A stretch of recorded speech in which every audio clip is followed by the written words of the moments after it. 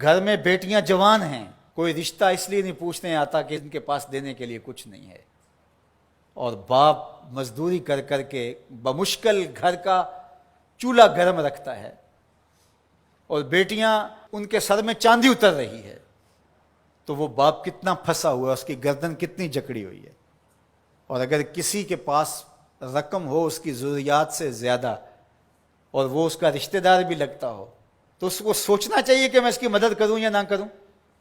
اس کو کیلکولیٹر لے کے حساب کرنا چاہیے کہ یہ میرا بھائی ہے، یہ میرا بھانجا ہے، یہ میرا بھتیجا ہے، یہ میرے چچا کا بیٹا ہے، یہ میری پھوپھی کا بیٹا ہے، یہ پھنسا ہے، اس کی بیٹیاں جوان ہیں، کوئی وسیلہ ہی نہیں ہے، بمشکل گھر کے اندر کھانا پورا ہوتا ہے، اور بیٹیاں گھر کی دہلیز میں بوڑھی ہو رہی ہیں، اور اس کے پاس دولت کے انبار ہیں، اور یہ سوچے گا۔ اللہ فرماتا ہے یہاں بغیر سوچنے کے چھلانگ لگانی پڑے گی، یہاں نفع نقصان نہیں دیکھنا پڑے گا، یہاں کساد بازاری کا نہیں سوچنا پڑے گا۔ فَلَقْتَحَمَ الْعَقَبَةَ، یہ بغیر سوچے سمجھے کودا کیوں نہیں ہے، یہ مشکل گھاٹی چڑھا کیوں نہیں ہے۔ وَمَا أَدْرَاكَ مَا الْعَقَبَةُ، یہ جانتا ہے کہ مشکل گھاٹی کیا ہے۔ فَكُّ رَقَبَةٍ، کسی پھنسے ہوئے کی گردن کو چھڑانا ہے، کسی مشکل میں پھنسے ہوئے لوگوں کی مدد کرنا ہے۔ تو اب یہ سوچے گا کہ ابھی تو میں نے فلاں پلاٹ بھی خریدنا ہے، ابھی یہ بھی کرنا ہے، ایک فیکٹری نہیں لگانی ہے میں نے تو اس کے لیے رقم جمع کر، کیا یہ ضربیں تقسیمیں دے گا؟ کہا اگر اسلام کا نور سینے میں اترا ہوا ہے تو اپنے بھائی کی مصیبت کو دیکھ لے گا جب، اور وہ جانتا ہے یہ واقعی پھنسا ہوا ہے، تو پھر اس گھاٹی میں چھلانگ لگاتے ہوئے وہ دائیں بائیں نہیں دیکھے گا، وہ فوراً چڑھ دوڑے گا اور فوراً فیصلہ کرے گا تاکہ دکھی کو مصیبت سے نکال سکے۔ فَكُّ رَقَبَةٍ، کسی پھنسے ہوئے کی گردن کو چھڑانا ہے، کسی مشکل میں پھنسے ہوئے لوگوں کی مدد کرنا ہے۔ او اطعام فی یوم ذی مسغبہ، یا بھوک کے دن کھانا کھلانا ہے۔ لاک ڈاؤن لگ گیا، لوگ ترس گئے، فاقے آ گئے، گھر میں بہت پڑا ہوا ہے، تو یہ سوچا جائے گا کہ میں نے تو 3 سال کے لیے رکھا ہے، اور یہ بندہ ریڑیاں رگڑ کے مر رہا ہے، اگر میں اس کو دے دیا تو 3 سال کے بعد تو میرے پاس کچھ نہیں ہوگا۔ یہ بات سوچنے کی نہیں تھی کہ 3 سال بعد میرے پاس کیا ہوگا۔ قرآن کا جو اسلوب ہے، قرآن جو ہمیں زندگی سکھاتا ہے وہ یہ ہے کہ یہاں سوچنا نہیں، تمہیں عقل سے سوچ کے کام لینا، یہ بہت مرحلے ہیں، کہیں عقل کو پیچھے کرنا پڑتا ہے۔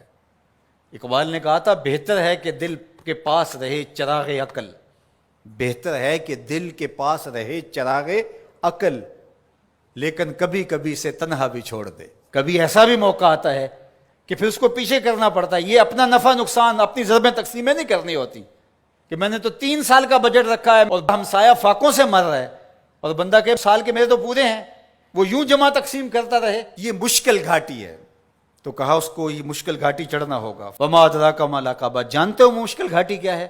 فک رقبہ، کسی پھنسے ہوئے کی گردن کو چھڑانا ہے۔ او اطعام فی یوم ذی مسغبہ، بھوک کے دن کسی کو کھانا کھلانا ہے۔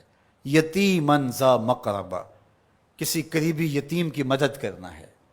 او مسکینا ذا متربہ، یا خاک نشین مسکین کی مدد کرنا ہے۔ یہاں جو لفظ قرآن نے استعمال کیا نا، یتیما ذا مقربہ، قریبی یتیم، تو کیا اس کا مفہوم یہ نکلتا ہے کہ جو دور کا یتیم ہے اس کی مدد نہیں کرنی؟ نہیں، بلکہ علماء تفسیر نے یہاں نقطہ بیان کیا کہ بندہ دور پار کے یتیموں اور غریبوں کی مدد کرتا ہے، اور ان کی تصویریں بھی کھنچوا لیتا ہے دور موجود میں، اور داد بھی لے لیتا ہے اور سخی بن کے سامنے آ جاتا ہے، لیکن یتیم خاندان کے اندر ہو تو ان کی مدد کر کے بندہ نمائش نہیں کر سکتا کہ میں نے اپنے بھتیجے بھانجے کے ساتھ یہ کیا ہے۔ جو بندہ نفس کا غلام بن جاتا ہے اس کے لیے مشکل ہو جاتا ہے۔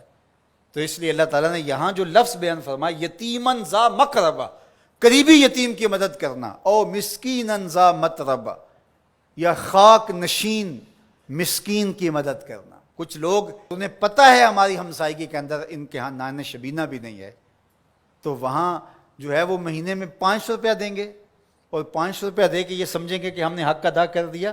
ان کی ضرورت کو آپ نے پورا کرنا تھا۔ مختلف لوگوں کو تو آپ کروڑوں روپے بانٹ رہے ہو، اور آپ کی فیکٹری میں جو ملازمت کر رہے ہیں آپ ان میں کتنوں کو جانتے ہو کہ مشکل سے اس 15,000 روپے سے اس کا گھر چلتا ہے، اور اس کی بہنیں جوان ہیں، اور یہ بیچارہ اوور ٹائم بھی لگاتا ہے، پھر بھی گھر کا خرچہ پورا نہیں ہوتا۔ تو تم باہر جو کروڑوں روپے دے رہے ہو تو بہتر نہیں تھا کہ اپنے اس مزدور کی تم مدد کر دیتے؟ اللہ ہم سب کو سورہ البلد کے مضامین پر غور و تأمل کی توفیق